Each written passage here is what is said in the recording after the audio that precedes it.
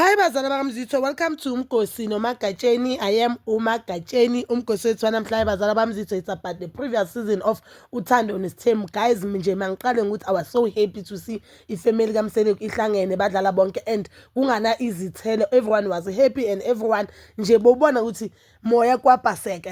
Yazi ukuthini nje bokuthi baba happy and azange kuze kube khona into tension yana ethiza. Kuzange kube khona ukuthi ubani ini lama meeting wabo unnecessary azange bekhona, and that is one thing Samseleko ayifunayo, which is unity. That unity sibonile on the previous episode, which is episode 25 of season 8 Uthando Nesithembu. Guys, so one thing I wanted to talk about is about uMangwabe disciplining umntanakhe, which is uMawande. Guys, abantwana uMakhumalo, you know uMakhumalo usathanda ucula.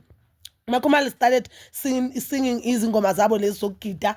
Bagida-ke ingane, wagida lo waka Macele noMusamseleko owami. I think she's a bubbly person, guys. No mayeni ushilo ukuthi owami nomnini bangajiva nje kubukelo but abanankinga. But one thing about uMawande u-reserved, ufana noMpilo, uthulile umntwana nje uzithulele vele. So uMawande mina I don't know ukuthi yini into eyenza ukuthi akhale mabase bathi agide, bamase bathi sina uMawande waqala. So very everyone was saying hi to the Mawande, about everyone bekazama ukuthi amthulisa, even so umamkhulu wakhe uMayeni, which is something I felt as if, you know, Umayeni when it comes to abantwana akabafaka abantwana enkinga zabantu abadala. Bona that one mele simninga uMayeni angaba nenkinga nawe enqabane namhlanje, but uzohlala khuluma abantwana bakho kahle and uzohlala umama enganeni zakho. One thing about Umayeni, and that thing is something noSnare wayisho kule podcast phela wahlaza aboMakhumalo kuye ukuthi uMayeni umama uyakwazi ukumkhuza, uyakwazi ukungena kaMayeni abe nje ingane afile welcome. That means uMayeni uyazithanda ingane, and uMayeni kuye washo ukuthi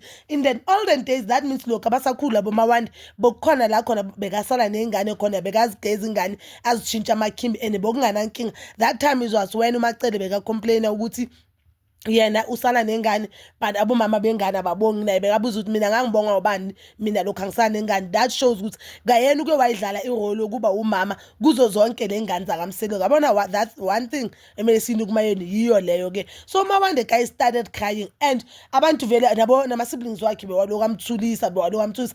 And another thing engibona owamumbuza ukuthi hayibo ndoda maso ukhalelana ngoba emhlangeni siyasina, uthi emhlangeni akugcwali and akunabantu abampela sukusina lokho.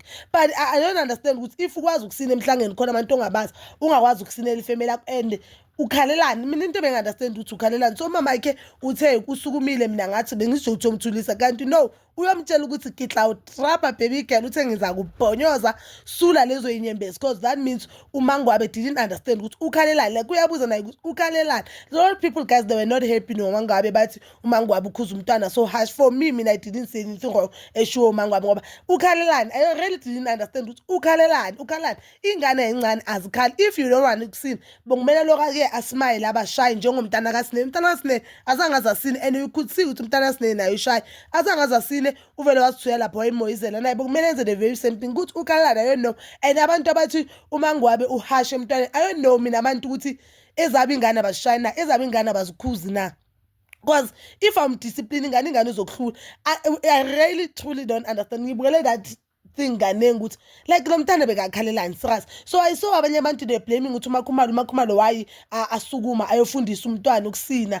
If you can't dance basukuma abantu abadala bakuyifeli kahle bathi hayi yenza kanje so that nawe uzokwazi kufane nezinye ingane. So I really didn't understand ukuthi nami uKhalani ngibone nobhuti wakhe which is uMpumelelo amzwela ukuthi you know what, this thing is wrong, and noMayeni uyakhuza ukuthi hayi hlukana naye phela, hlukana nengane uyeke ukuyibuza ukuthi ikhalelani. So I for one, guys, I do not blame uMangwabe. I think nami bengizoreacta the very same way. Futhi yena ungcona kamshanga, I think bengizamshana umshanga. Ukhalelani, we are spoiling the mood. We are happy lana, siya celebrate, like si happy ubaba uskipping when you decide to cry because so kuyacula and kuyasina. And kaMseleko, if you watch my episode kaMseleko, we've been watching Uthando Nesithembu, makuphunyu vele kuyacula kuhlabelele kube mnandi, abafuna ukujive abajive, makudlala ama-games kudlala ama-games. So I really didn't understand ukuthi ukhalelani, but I wanna lie, I enjoyed the previous episode of Uthando Nesithembu. Even that time bebadlala ngeClay, bebenza bathi you can create anything ehle bona abantu abadala. I felt as if uyabona there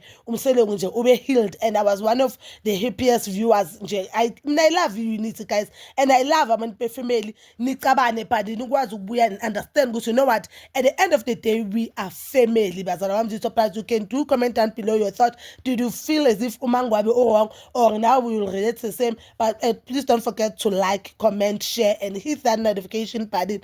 Nginithanda ukuya nokubuya.